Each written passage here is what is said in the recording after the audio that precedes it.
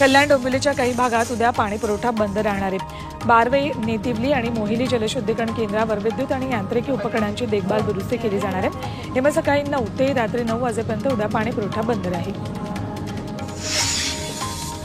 तानसा वन्यजीव अभयारण्याच्या हद्दीत अनेक प्रदूषणकारी उद्योगधंदे सुरू आहेत। राष्ट्रीय हरित लवादानं अभयारण्याच्या 10 किलोमीटर क्षेत्रात प्रदूषण करणाऱ्या उद्योगांना बंदी घातली, मात्र अंमलबजावणीकडे महसूल आणि वन विभागाकडून दुर्लक्ष होतंय।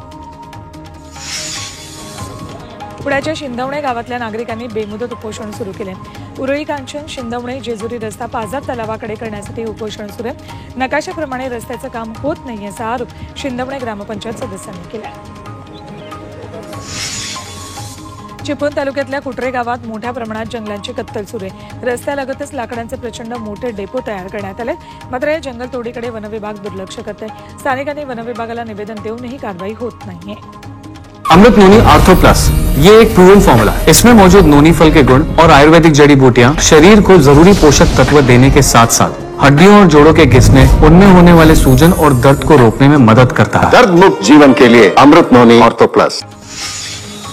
धुळे महानगरपालिकेनं 51 संस्थांना भूखंड परत करण्याची नोटीस बजावली आहे। शहरातील काही जागा पालिकेनं सामाजिक संस्थांना उपक्रमांसाठी करारानं दिल्यात।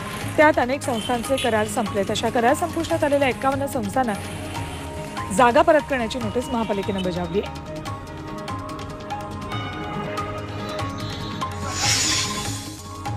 वातावरण बदल आणि वाढत्या प्रदूषणामुळे साथीच्या आजारांमध्ये वाढ झाली। मुंबईसह परिसरात डेंग्यू, हिवताप, गोवर, डोळे येणं आणि गालगुंड या आजारांच्या रुग्णसंख्येत वाढ झाली।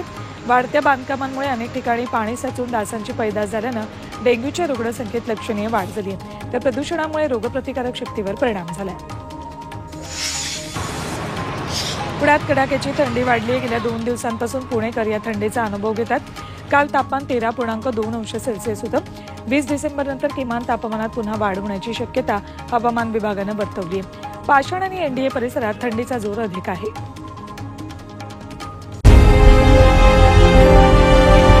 विकासाचा ध्यास म्हणजे